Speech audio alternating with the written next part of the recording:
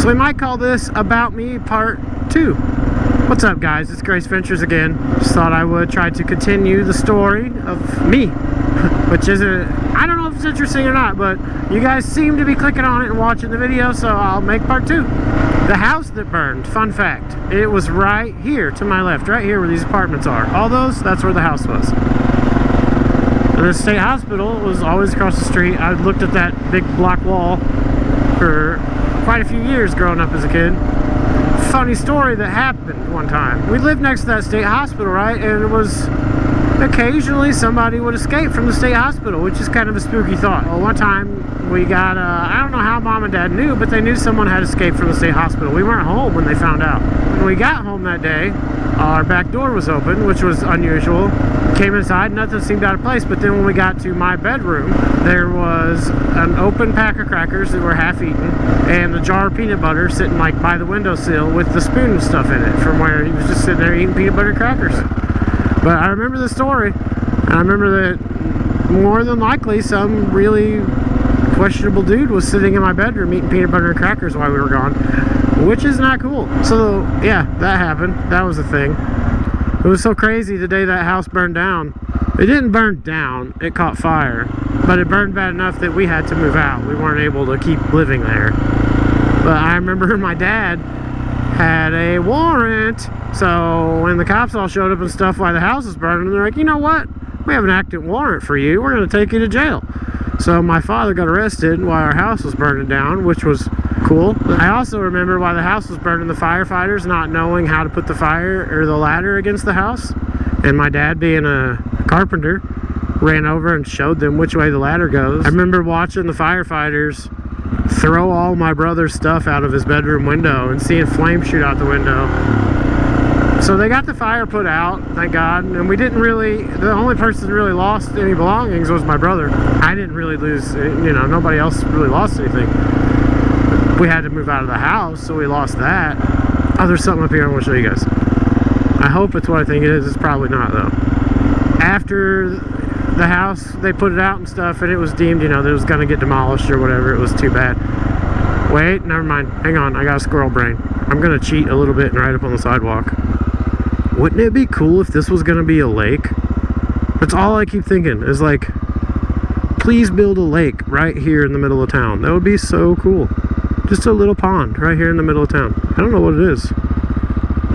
There's a puppy dog sticking his head out the window of the 350Z. Look at him. Look at him. Oh my gosh, he's adorable. I don't know what's going on there with all the black. Hey, puppy dog. Hey, puppy dog. So I showed you where that house was that burned. So I guess what I'll do before I head home to eat some Chinese food is I will drive by the place we moved next. So after that house burned, it was short. He's got the short shorts on. That's yeah. Who wears short shorts? I remember the house burned and we went to stay at my grandma's, and I missed 1 or 2 days of school and I was back to school. The teacher, Miss Bayless, I think I was in 3rd or 4th grade at the time, asking me if I had my homework, and I said, no, I don't. Our house burned. And she sent me to the office, and I remember being like, how are you going to send me to the office? I think she thought I was being a smart aleck, that my house didn't really burn, but it really did burn. And then when she sent me to the office, I was like, how? What did I do wrong? Like, why am I in trouble right now? My house really did burn? Hey, don't, come on, man.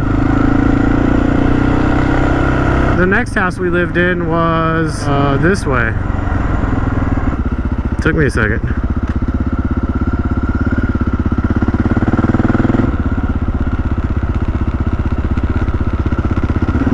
This little neighborhood over here. We're gonna turn on the street here.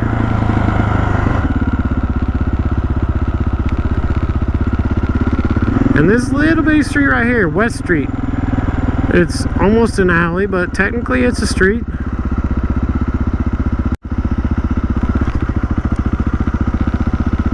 Now we didn't live on this end of it, we lived on the other end, but well, I like their porch back there, that's pretty cool.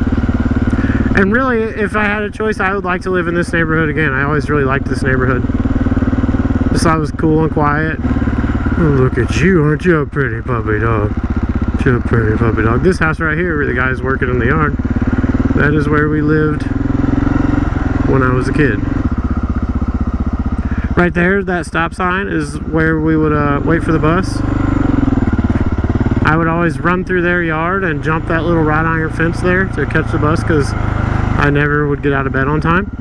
And we used to sword fight. We had these there were more bushes right here next to this house, and we had, oh, what the heck are they? I can't think.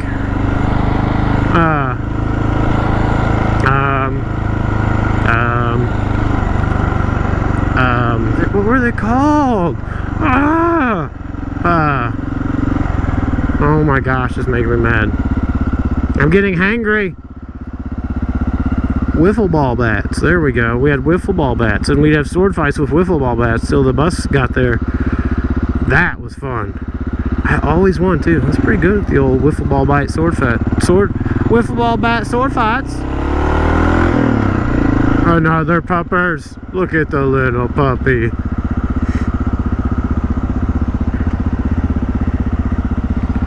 Look at that little puppy.